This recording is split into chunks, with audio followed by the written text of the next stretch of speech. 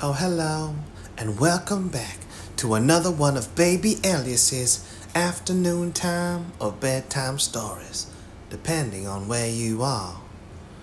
Our new story is called Anne of Green Gables by Lucy Maud Montgomery.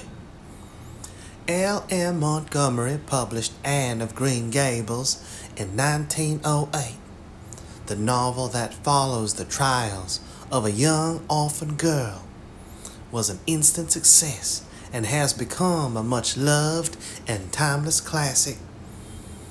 It's been my experience that you can nearly always enjoy things if you make up your mind firmly that you will. Now, are you ready, baby Elias? Let's begin, shall we? Anne of Green Gables by Lucy Maud Montgomery. Chapter 1. Mrs. Rachel Lynde is surprised.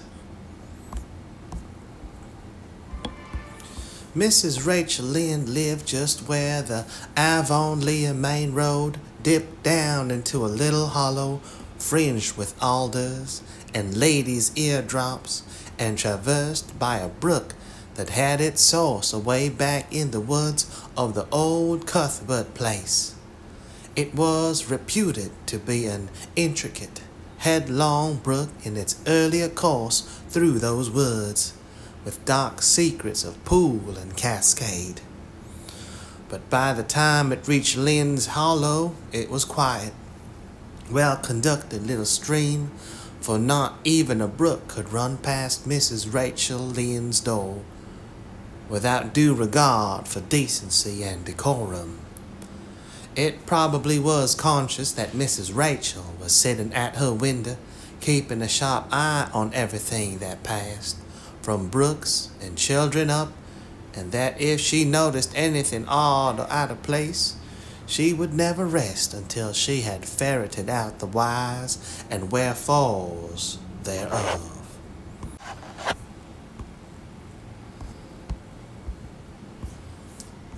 There are plenty of people in Avonlea and out of it who can attend closely to their neighbor's business by dint of neglecting their own. But Mrs. Rachel Lynde was one of those capable creatures who can manage their own concerns and those of other folks into the bargain. She was a notable housewife. Her work was always done and well done. She ran the sewing circle, helped run the Sunday school, and was the strongest prop of the Church Aid Society and Foreign Missions Auxiliary. Yet with all this, Mrs. Rachel found abundant time to sit for hours at her kitchen window, knitting cotton wraps, quilts. She had knitted 16 of them, as Avonlea housekeepers were wont to tell in odd voices, and keeping a sharp eye on the main road that crossed the hollow and wound up the steep, red hill beyond. Since Avonlea occupied a little triangular peninsula jutting out into the Gulf of St. Lawrence with water on two sides of it, anybody who went out of it or into it had to pass over that hill road and so run the unseen gauntlet of Mrs. Rachel's all-seeing eye. She was sitting there one afternoon in early June. The sun was coming in at the window warm and bright. The orchard on the slope below the house was in a bridal flush of pinky white bloom, hummed over by a myriad of bees. Thomas Lynde, a meek little man whom Avonlea people called Rachel Lynde's husband, was sowing his late turnip seed on the hill field beyond the barn. And Matthew Cuthbert ought to have been sowing his on the big red brook field away over by Green Gables. Mrs. Rachel knew that he ought, because he had heard him tell Peter Morrison the evening before in William J. Blair's store over at Carmody that he meant to sow his turnip seed the next afternoon. Peter had asked him, of course, for Matthew Cuthbert had never been known to volunteer information about anything in his whole life. And yet here was Matthew Cuthbert, 3:30 on the afternoon of a busy day, placidly driving over the hollow and up the hill. Moreover, he wore a white collar and his best suit of clothes, which was plain proof that he was going out of Avonlea. And he had the buggy and the sorrel mare, which betokened that he was going a considerable distance. Now where was Matthew Cuthbert going, and why was he going there? Had it been any other man in Avonlea, Mrs. Rachel, deftly putting this and that together, might have given a pretty good guess as to both questions. But Matthew so rarely went from home that it must be something pressing and unusual which was taking him. He was the shyest man alive and hated to have to go among strangers or to any place where he might have to talk. Matthew dressed up with a white collar and driving in a buggy was something that didn't happen often. Mrs. Rachel, ponder as she might, could make nothing of it, and the afternoon's enjoyment was spoiled. I'll just step over to Green Gables after tea and find out from Marilla where he's gone and why, the worthy woman finally concluded. He doesn't generally go to town this time of year, and he never visits. If he'd run out of turnip seed, he wouldn't dress up and take the buggy to go for more. He wasn't driving fast enough to be going for a doctor. Yet something must have happened since last night to start him off. I'm clean puzzled, that's what, and I won't know a minute's peace of mind or conscience until I know what has taken Matthew Cuthbert out of Avonlea today. Accordingly, after tea, Mrs. Rachel set out. She had not far to go. The big rambling orchard and bowered house where the Cuthberts lived was a scant quarter of a mile up the road from Lynde's Hollow. To be sure, the long lane made it a good deal further. Matthew Cuthbert's father, as shy and silent as his son after him, had got as far away as he possibly could from his fellow men without actually retreating into the woods when he founded his homestead. Green Gables was built at the furthest edge of his cleared land, and there it was to this day, barely visible from the main road along which all the other Avonlea houses were so sociably situated. Mrs. Rachel Lynde did not call living in such a place living at all. "It's just staying, that's what," she said, as she stepped along the deep-rutted, grassy lane bordered with wild rose bushes. "It's no wonder Matthew and Marilla are both a little odd, living away back here by themselves. Trees aren't much company, though dear knows if they were there. If they were, they'd be enough of them. I'd rather look at people, to be sure.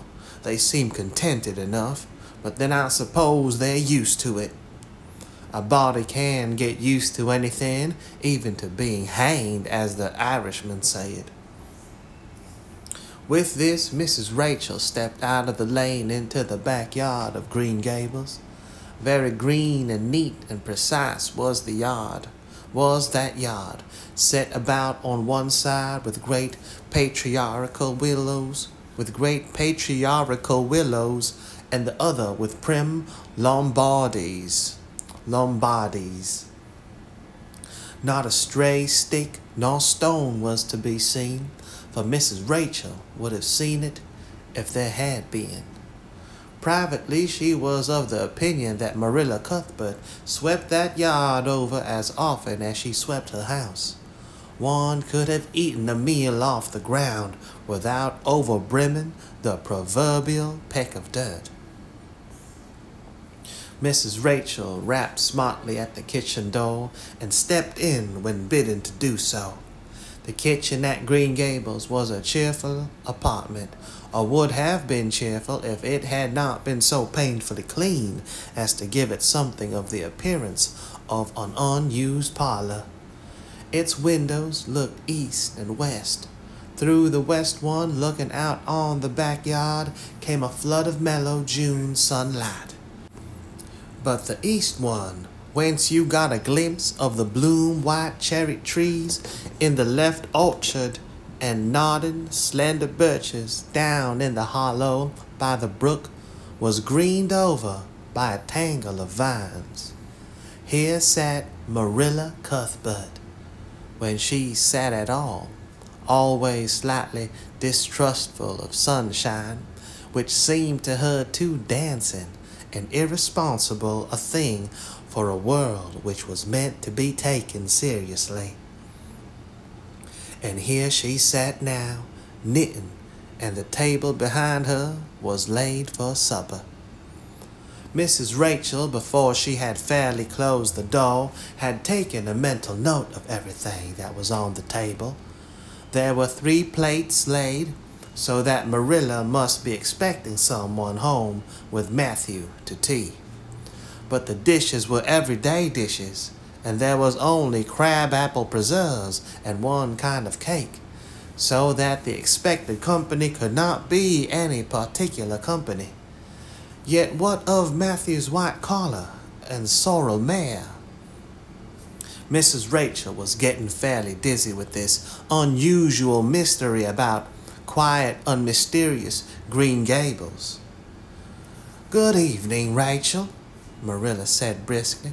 "This is a real fine evening, isn't it? Won't you sit down? How are all your folks?"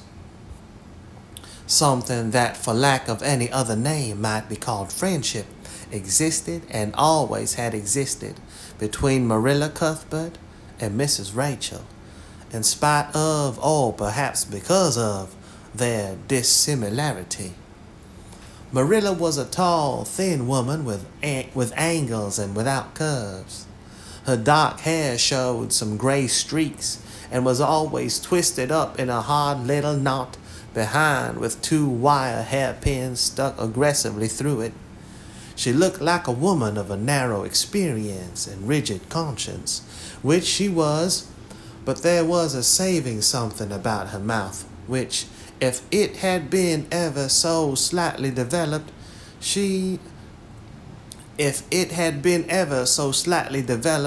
might have been considered indicative of a sense of humor. "We're all pretty well," said Mrs. Rachel. "I was kind of afraid you weren't, though, when I saw Matthew starting off today. I thought maybe he was going to the doctor's." Marilla's lips twitched understandingly. She had expected Mrs. Rachel up. She had known that the sight of Matthew jaunting off so unaccountably would be too much for her neighbor's curiosity. "Oh, no, I'm quite well, although I had a bad headache yesterday," she said. "Matthew went to Bright River. We're getting a little boy from an orphan asylum in Nova Scotia, and he's coming on the train tonight." If Marilla had said that Matthew had gone to Bright River to meet a kangaroo from Australia, Mrs. Rachel could not have been more astonished. She was actually stricken dumb for 5 seconds. It was unsupposable that Marilla was making fun of her, but Mrs. Rachel was almost forced to suppose it. "Are you in earnest, Marilla?" she demanded when voice returned to her. "Yes, of course," said Marilla, as if getting boys from orphan asylums in Nova Scotia were part of the usual spring work on any well-regulated Avonlea farm instead of being an unheard-of innovation. Mrs. Rachel felt that she had received a severe mental jolt. She thought in exclamation points. A boy? Marilla and Matthew Cuthbert, of all people, adopting a boy. From an orphan asylum? Well, the world was certainly turning upside down. She would be surprised at nothing after this. Nothing. What on earth put such a notion into your head? She demanded disapprovingly. This had been done without her advice being asked, and must perforce be disapproved. Well, we've been thinking about it for some time. All winter, in fact, returned Marilla. Mrs. Alexander Spencer was up here one day before Christmas, and she said she was going to get a little girl from the asylum over in Hopinton in the spring. Her cousin lives there, and Mrs. Spencer has visited here and knows all about it. So Matthew and I have talked it over off and on ever since. We thought we'd get a boy. Matthew is getting up in years, you know. He's 60, and he isn't so spry as he once was. His heart troubles him a good deal, and you know how desperate hard it's got to be to get hired help. There's never anybody to be had but those stupid half-grown little French boys. And as soon as you do get one broke into your ways and taught something, he's up and off to the lobster canneries or the States. At first, Matthew suggested getting a homeboy, but I said no, flat to that. They may be all right, I'm not saying they're not, but no London street Arabs for me, I said. Give me a native born at least. There'll be a risk no matter who we get, but I'll feel easier in my mind and sleep sound at nights if we get a born Canadian. So in the end, we decided to ask Mrs. Spencer to pick us out one when she went over to get her little girl. We heard last week she was going, so we sent her word by Richard Spencer's folks at Carmody to bring us a smart, likely boy of about 10 or 11. We decided that would be the best age, old enough to be of some use in doing chores right off and young enough to be trained up proper. We mean to give him a good home and schooling. We had a telegram from Mrs. Alexander Spencer today. The mailman brought it from the station saying they were coming on the 5:30 train tonight. So Matthew went to Bright River to meet him. Mrs. Spencer will drop him off there. Of course, she goes on to White Sands Station herself. Mrs. Rachel prided herself on always speaking her mind. She proceeded to speak it now, having adjusted her mental attitude to this amazing piece of news. Well, Marilla, I'll just tell you plain that I think you're doing a mighty foolish thing, a risky thing, that's what. You don't know what you're getting. You're bringing a strange child into your house and home, and you don't know a single thing about him, nor what his disposition is like, nor what sorts of parents he had, nor how he's likely to turn out.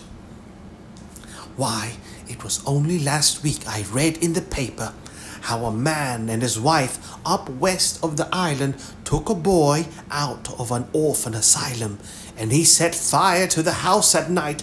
Set it on purpose, Marilla, and nearly burnt them to a crisp in their beds. And I know another case where an adopted boy used to suck the eggs. They couldn't break him of it. If you had asked my advice in the matter, if you had asked my advice in the matter, which you didn't do, Marilla, I'd have said for mercy's sake not to think of such a thing, that's what. This job's comforting seemed neither to offend nor to alarm Marilla. She knitted steadily on. I don't deny there's something in what you say, Rachel. I've had some qualms myself, but Matthew was terrible set on it. I could see that, so I gave in. It's so seldom Matthew sets his mind on anything that when he does, I always feel it's my duty to give in. And as for the risk, There's risk. There's risks in pretty near everything a body does in this world. There's risks in people's having children of their own if it comes to that. They don't always turn out well. And then Nova Scotia is right close to the island. It isn't as if we were getting him from England or the States. He can't be much different from ourselves. Well, I hope it will turn out all right, said Mrs. Rachel in a tone that plainly indicated her painful doubts. Only don't say I didn't warn you if he burns Green Gables down or puts strychnine. Oh my God. Strychnine. Strychnine, a bitter and highly poisonous compound obtained from nux vomica and related plants, an alkaloid. It has occasionally been used as a stimulant. Strychnine, poison. Only don't say I didn't warn you if he burns Green Gables down or puts strychnine in the well. I heard of a case over in New Brunswick where an orphan asylum child did that and the whole family died in fearful agonies. Only it was a girl in that instance. Well, we're not getting a girl, said Marilla, as if poisoning wells was a purely feminine accomplishment and not to be dreaded in the case of a boy. I'd never dream of taking a girl to bring up. I wonder at Mrs. Alexander Spencer for doing it. But there, she wouldn't shrink from adopting a whole orphan asylum if she took it into her head. Mrs. Rachel would have liked to stay until Matthew came home with his important orphan, but reflecting that it would be a good 2 hours at least before his arrival, she concluded to go up the road to Robert Bell's and tell the news. It would certainly make a sensation second to none. And Mrs. Rachel dearly loved to make a sensation, so she took herself away, somewhat to Marilla's relief, for the latter felt her doubts and fears reviving under the influence of Mrs. Rachel's pessimism. Well, of all things that ever were or will be, ejaculated Mrs. Rachel when she was safely out of the lane. When she was safely out in the lane. It does really seem as if I must be dreaming. Well, I'm sorry for that poor young one and no mistake. Matthew and Marilla don't know anything about children, and they'll expect him to be wiser and steadier than his own grandfather, if so be's he's ever had a grandfather, which is doubtful. It seems uncanny to think of a child at Green Gables somehow. There's never been one there, for Matthew and Marilla were grown up when the new house was built. If they ever were children, which is hard to believe when one looks at them, I wouldn't be in that orphan's shoes for anything. But I wouldn't be in that orphan's shoes for anything. My, but I pity him, that's what. So said Mrs. Rachel to the wild rose bushes out of the fullness of her heart. But if she could have seen the child who was waiting patiently at the Bright River station at that very moment, her pity would have been still deeper and more profound.